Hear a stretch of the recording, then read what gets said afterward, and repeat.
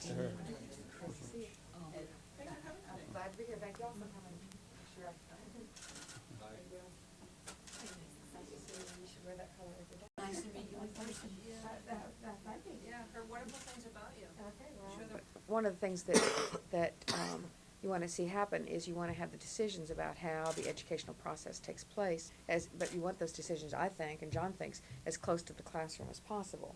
Right. So there is a real role from the federal level, but I'm not certain that we're really utilizing it in the most effective way. So you think we need more resources, you'd like more resource, and you would like sort of before they enter school and after the school day and school year to make certain there's more services.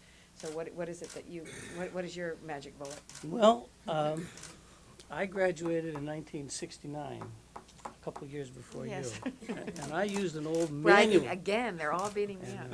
And I used a manual typewriter. So, I'm impressed with John's preschool focus on children. And I'd like to even go one or two steps further. I always felt that the diaper companies in this great land of ours would do children a great favor, because every time I think a parent would go in and buy Pampers, it would have been wonderful to have Pampers put a little book wrapped up in that package to give parents a message to read to your children. And then You they'd told Pampers this is a great idea. because I agree with what Brian said. If you can't get a child ready for kindergarten, you can't get a child ready for life Right. in this country.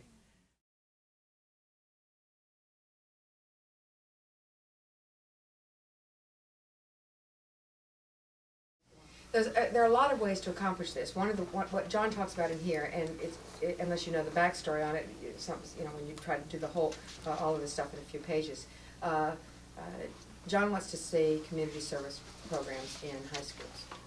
Our high school in North Carolina, our public high school in North Carolina has one, as a number, but not as many as you'd like to see, have them in North Carolina. And you see them across the country. Our particular program requires 5 hours of community service, which can be political campaigns, it can be mission work, there's no restriction on what it is, but they do 25 hours a year, 100 hours to graduate.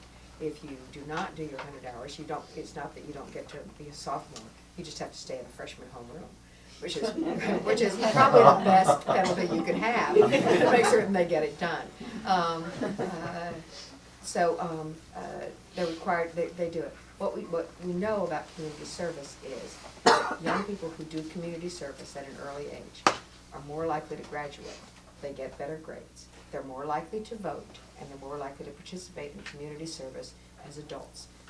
All great results from a simple requirement that there be community service.